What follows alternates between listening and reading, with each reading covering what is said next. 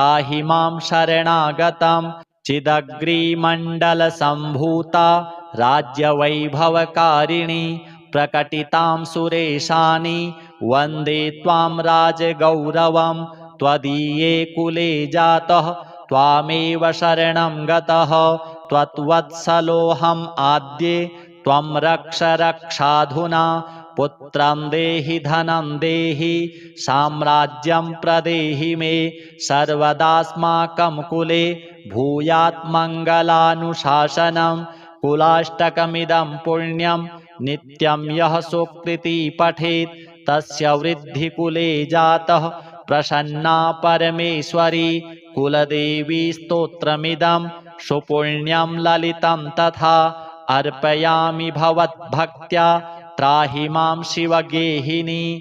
श्रीकुलदेव्यार्पणमस्तु। ॐ